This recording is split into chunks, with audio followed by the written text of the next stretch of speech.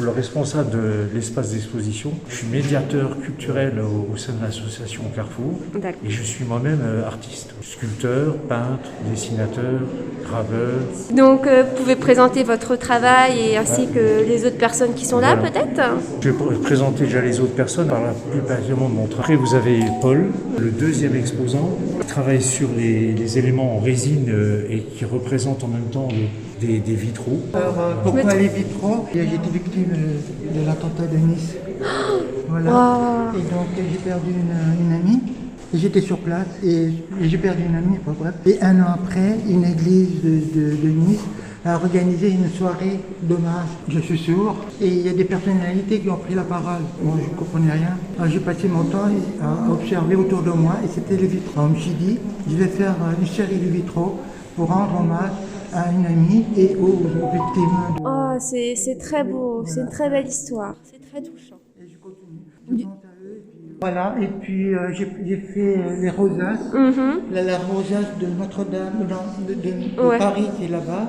Ouais, de Paris. Et là, c'est cathédrale de Metz. C'est Notre-Dame de Paris aussi, mais sur toile. Très intéressant, votre histoire, c'est adorable. Merci beaucoup. Mais de rien. Donc moi mon travail principal c'est pas vraiment ça mais vraiment de base, c'est la sculpture bois et métal. Ça c'est travailler ces matériaux-là, aussi la pierre.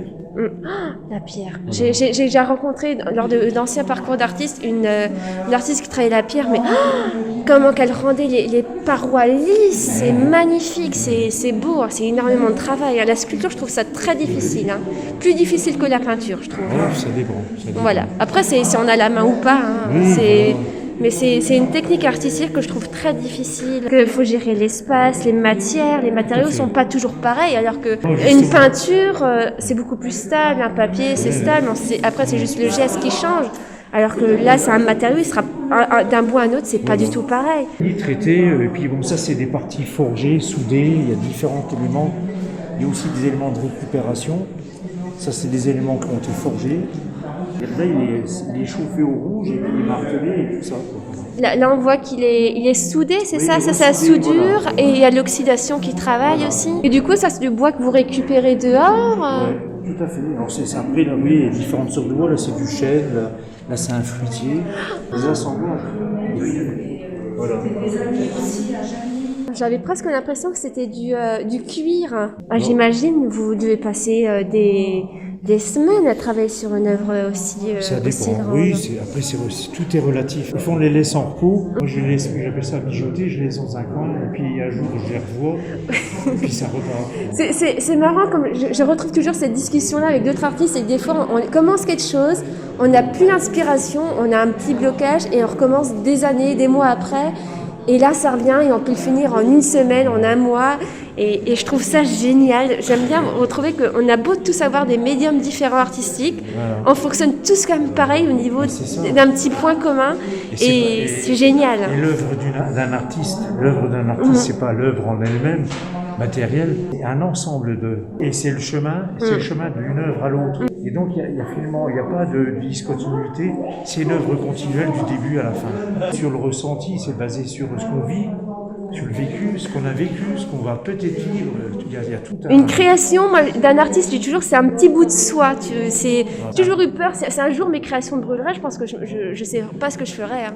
C'est 40 ans de boulot, on connaît il y a 4 ans, dans ma maison. L'horreur que vous avez dû vivre. Oui, c'est là qu'elle commence à brûler. Et j'ai donc 40 ans, parce que c'était une grande maison atelier que j'avais à Bon-Saint-Martin. Et malheureusement, il y a eu un incendie. J'ai pu en réchapper et j'ai sauvé la vie de mes voisins parce qu'ils dormaient point fermés. C'est grâce à mon petit chat, ma petite chatte. Merci les chats. Et donc, malheureusement, j'ai perdu 40 ans de travail. Et là, je vais reconstruire la maison.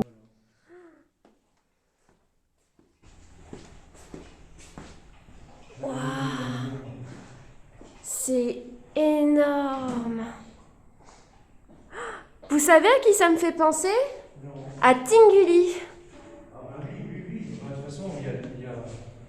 Moi, cette sculpture-là, je l'ai faite en 94. Je me souviens quand il y avait l'exposition de Un enfer, un petit début de Tinguely à la gare de Metz, juste avant l'ouverture du Pompidou. Ça me fait trop penser à ça. J'avais énormément apprécié cette œuvre parce que mon père fait beaucoup de récup. Et c'est quelque chose qui me touche beaucoup. On dirait que ça pourrait continuer encore. Ah oui, bah, elle veut sortir, mais Ouais. je l'ai gardée là. C'est comme une toile et Ouais, tout. ouais. Waouh. Alors, toute la structure, c'est une structure en fer forgé, hein. Donc en acier forgé. Et donc je ne pouvais pas. Le cahier de charge, bon, on le voit ici, il y a eu un petit inconvénient au point de vue fuite, mais après je vais rhabiller. Hein. Mais le cahier de charge, c'était de plus ou moins caché, et moi je ne l'ai pas caché, je l'ai intégré dans la structure. C'est encore mieux, c'est encore plus malin. C'est le centre névralgique de la maison, c'est les tuyaux d'eau chaude, c'est le courant, il y a. C'est et génial. La chaudière est juste derrière, donc c'est vraiment la chaudière de la grosse maison. Quoi. Donc c'est un squelette en métal forgé, et après habillé en partie de morceaux de bois, de récup, de cuir. J'imagine comment vous avez dû rajouter un petit peu chaque fois et tout. Épuisant. Et puis ramener, descendre, ramener le matériel et tout. C'est génial. Bon, dans le principe de ma sculpture, de toute façon, c'est que c'est pas immuable, si les choses évoluent, il faut considérer l'aspect éphémère. Ben là, c'est basé sur. Bon, là, c'est un petit peu ma mythologie personnelle, basée sur les mythologies nordiques, vikings, celtiques. Il y a de ça pour moi, c'est un rapport. Imaginez le bord de la mer, le bord de plage où il y a eu je sais pas quoi, un ouragan ou quoi, il y a tous des morceaux de. Vous voyez, par exemple, là, on voit bien la tête de Drakkar. Ouais, là on la voit bien. Il faut vraiment voir le bon angle de vue, sinon on ne le voit pas. Vous voyez, là, c'est carrément une tête de Drakkar. C'est cool, vraiment qui suivent comme ça. Les Drakkar, on peut voir avec les boucliers, des choses Ouais, comme les ça. boucliers, les haches, vous voyez, il y a carrément les casques et tout. Voilà, il y a tout un. Bon, je ne suis pas tombé dans le figuratif. 100%. Non, c'est pas du figuratif. L'effet matière, c'est entre les deux. C'est entre semi-figuratif, semi-abstrait. Moi, c'est quelque chose que j'apprécie toujours beaucoup quand je fais les parcours d'artistes, c'est qu'on voit des choses qu'on ne voit pas sur Internet, parce que, comme je disais, le souci qu'Internet, j'ai l'impression que tout est uniformisé, parce que tout le monde veut faire la même chose, Exactement. que la personne qui marche. Et moi, je trouve ça dommage, alors que ce qui est bien dans les arts, c'est la pluralité, c'est la diversité, et c'est ça qui nous rend forts. C'est pas toujours faire les mêmes choses.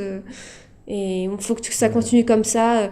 Que c'est pas parce que lui fait quelque chose de bien qu'il faut faire pareil. Il faut que tu apprennes à développer ton propre univers. Moi, c'est mon monde. Voilà, et c'est génial. Et continuer comme ça, moi, j'aime bien. En fait, moi, je m'appelle Toff Blanc.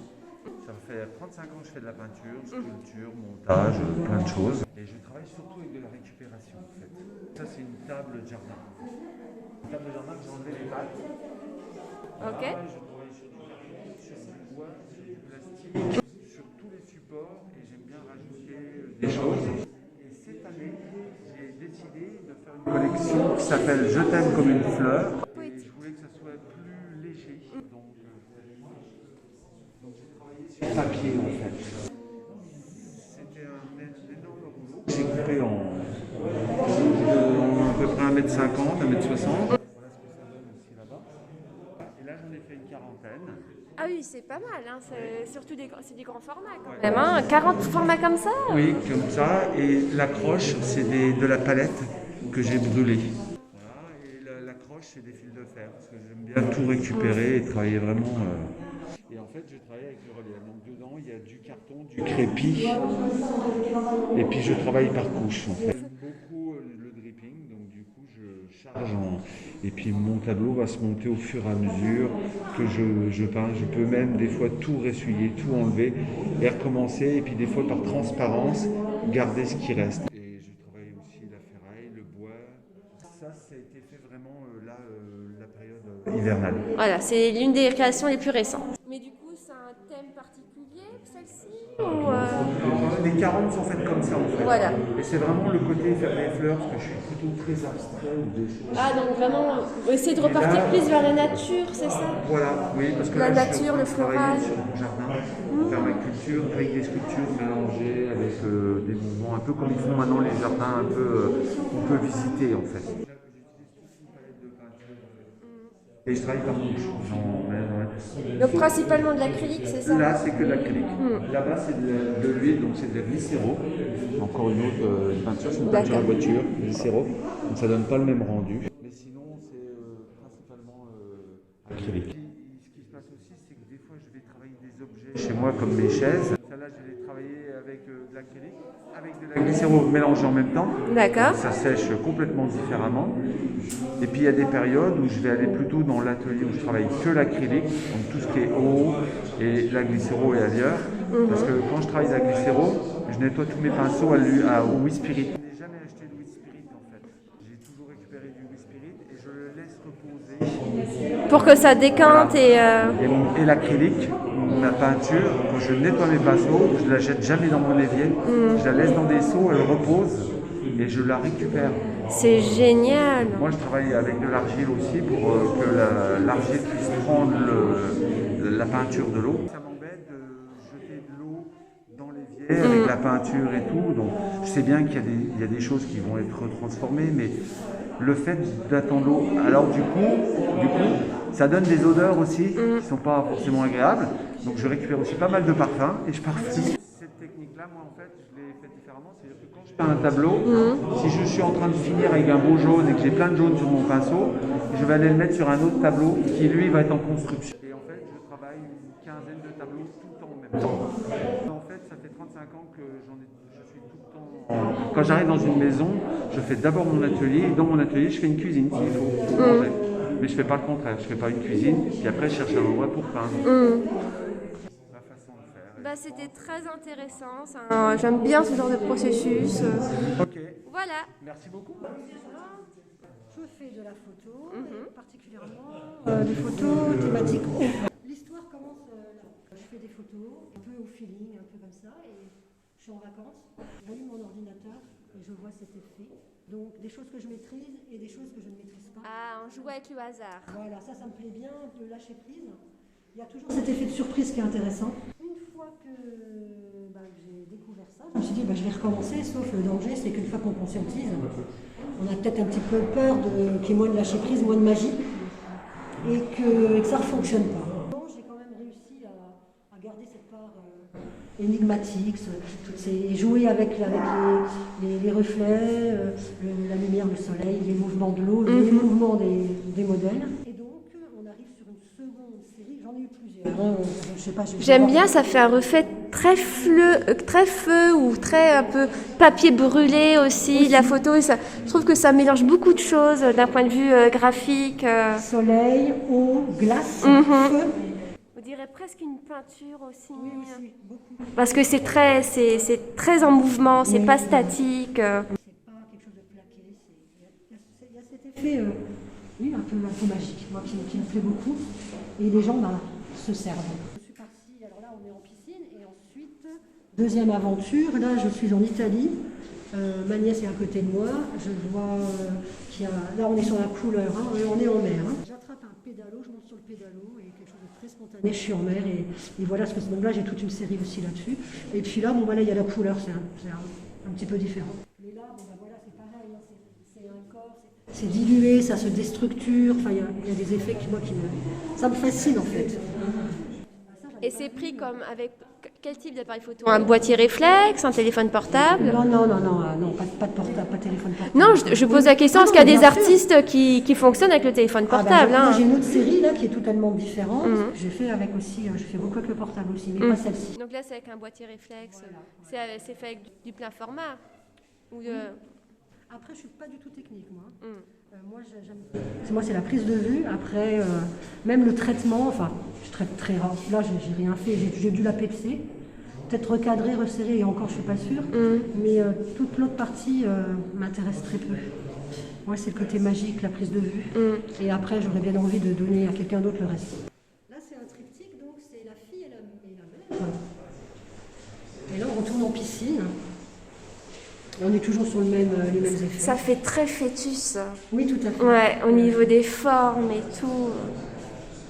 Et la clarté de l'eau. Oui, alors là c'est moi, j'ai rajouté du blanc. Mais pour le coup, merci Lightroom. Mais c'était juste un curseur et pas deux. Les photos, elles ont été prises très rapidement, c'est ça ou Très rapidement. Très rapidement. Oui.